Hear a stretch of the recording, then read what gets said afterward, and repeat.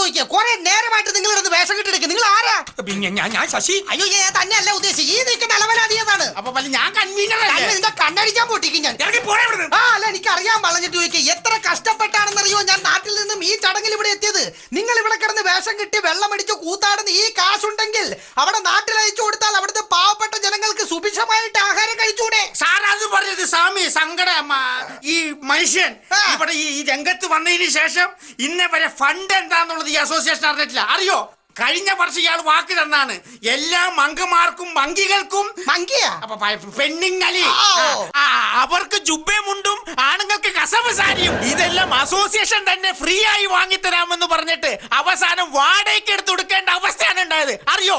ഈ ഫണ്ടൊക്കെ എവിടെ പോയി? അതിന് താനൊന്നും മറുപടി പറഞ്ഞേ പറ്റൂടാ പ്രസിഡന്റ്. മിണ്ടാതിരിക്കണം. ഞാൻ മിണ്ടൂടാ കരിങ്കാലി. ബഹളം ഉണ്ടാക്കിയോണ്ടൊന്നും കാര്യമില്ല. പക്ഷെ സാറിന് സത്യം മനസ്സിലാക്കണം. ഈ കാലമാട വാങ്ങിത്തരാന്ന് പറഞ്ഞ മുണ്ടും പ്രതീക്ഷിച്ചിരുന്ന ഞാൻ ഈ പൂട്ടുതൂടില്ലാണ്ടാണ് വേദി നിൽക്കുന്നത്. അറിയോ? ഇവിടെയാണ് നമ്മൾ നമ്മുടെ ഗാന്ധിജിയുടെ പാത പിന്തുടരേണ്ടത്. ഏത് പാത? നിങ്ങൾക്കറിയാമോ? പാവം നമ്മുടെ ഇന്ത്യക്ക് വേണ്ടി സ്വാതന്ത്ര്യം തേടിത്തന്ന നമ്മുടെ ഗാന്ധിജി ഒറ്റ മുണ്ടുടുത്തുകൊണ്ട് ഒറ്റയ്ക്കാണ് കഷ്ടപ്പെട്ടത്. അറിയോ? അറിയാ. പക്ഷെ ആ മഹാൻ ഉടുക്കാൻ ഒരു ഒറ്റമുണ്ടെങ്കിലും ഉണ്ടായിരുന്നല്ലോ. അപ്പൊ നീ ഉടുത്തേക്കുന്നത് മുണ്ടല്ലേ? ഇതെന്റെ ഭാര്യയുടെ അടിപ്പാവാടയുടെ നായിഞ്ച മക്കളെ.